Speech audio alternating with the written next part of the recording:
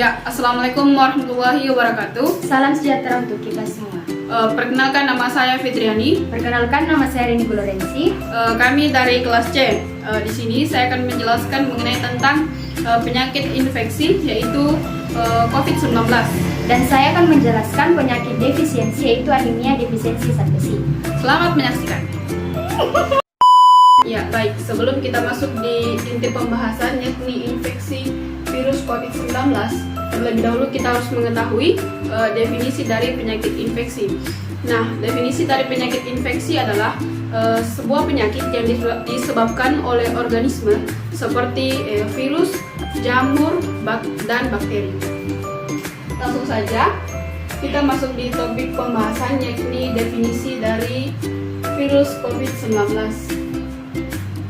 Infeksi virus corona atau COVID-19 disebabkan oleh coronavirus, yaitu kelompok virus yang menginfeksi sistem pernapasan. Pada sebagian besar kasus, coronavirus hanya menyebabkan infeksi pernapasan ringan sampai sedang seperti flu.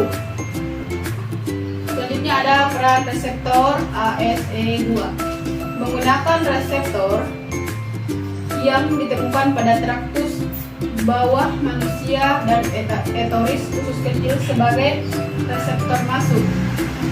Selanjutnya, subunit S1 memiliki fungsi sebagai pengatur reseptor binding domain atau RBD, sedangkan subunit S2 memiliki fungsi dalam fungsi membran antara sel virus dan sel inang.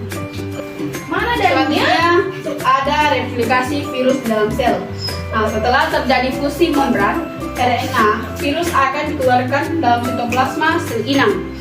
RNA virus akan menetralisir poliprotein PPA1A dan PPA1B dan bentuk replication atau disebut dengan RTC. Selanjutnya, RTC akan mereplikasikan dan mensintesis subunit RNA yang mengodekan pembentukan protein struktural dan tambahan. Selanjutnya ada penyebaran virus ke seluruh organ. Virus-virus yang dikeluarkan kemudian akan menginfeksi sel ginjal, hati, dan limfosit. Gejala dan tanda-tanda COVID-19 terutama berupa infeksi saluran napas, tetapi dapat juga menyebabkan gejala di saluran pencernaan seperti diare, mual dan muntah-muntah, jantung seperti miokarditis, saraf seperti anosmia, bahkan stroke serta mata dan kulit. Berikut ada gejala-gejala yang dirasakan ketika terkena infeksi virus COVID-19. Yang pertama, batuk pilek. Yang kedua, demam, sakit tenggorokan, letih dan lesu, sakit kepala, dan gangguan pernapasan. Nah, berikut ini ada beberapa cara pencegahan virus COVID-19. Yang pertama, mencuci tangan dengan air mengalir, menggunakan hand sanitizer, menggunakan masker, menjauhi kerumunan yang banyak, hindari bersentuhan langsung dengan hewan, hindari melakukan perjalanan jauh, hindari bersetubuhan dengan orang lain. Baik, selanjutnya materi selanjutnya akan dijelaskan oleh rekan saya. Dengan ini silakan. Oke, baik, saya akan melanjutkan materi, yaitu patofisiologi anemia defisiensi zat besi. Yang pertama, pengertian. Anemia defisiensi besi terjadi karena tubuh kekurangan zat besi, sehingga jumlah sel darah merah yang sehat berkurang dan tidak dapat berfungsi dengan baik. Sel darah merah atau hemoglobin dibentuk oleh zat besi.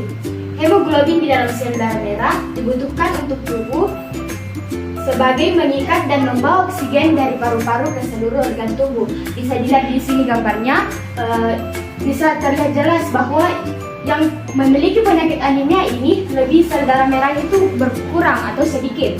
Nah, selanjutnya ada patofisiologi terjadinya anemia defisiensi zat besi. Nah, yang pertama, kehilangan besi atau kebutuhan besi yang meningkat. Nah, setelah itu cadangan besi makin menurun. Kemudian tahap deplesi besi. Kemudian ada penurunan kadar ferritin serum, kemudian peningkatan absorpsi besi dalam usus, kemudian pengecatan besi dalam sumsum tulang, sehingga menyebabkan kekurangan besi berlanjut. Nah, setelah itu cadangan besi menjadi kosong, dan penyediaan besi untuk eritropoiesis berkurang. Kemudian ada gangguan pada pembentukan eritrosit, nah sehingga penurunan jumlah besi terus terjadi. Nah, eritropoiesis semakin terganggu dan sehingga kadar hemoglobin mulai menurun. Itulah yang menyebabkan anemia defisiensi besi.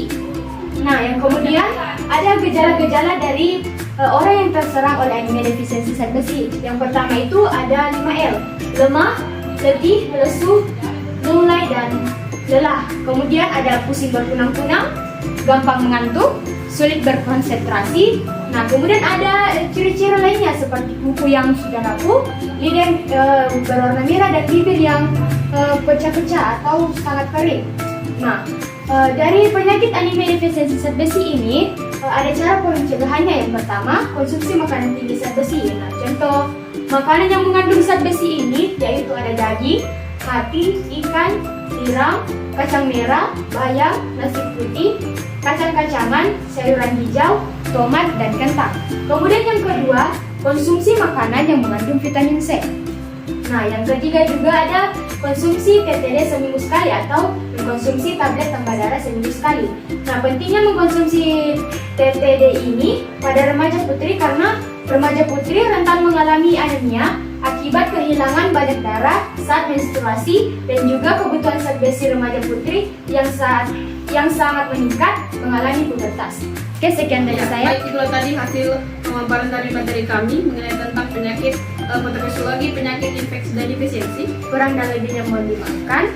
Dia yang memiliki kesehatan memiliki harapan, dan dia yang memiliki harapan memiliki segalanya. Kesehatan adalah hadiah terbesar, kepuasan adalah kekayaan terbesar, kesetiaan adalah hubungan terbaik. Sekian dari kami.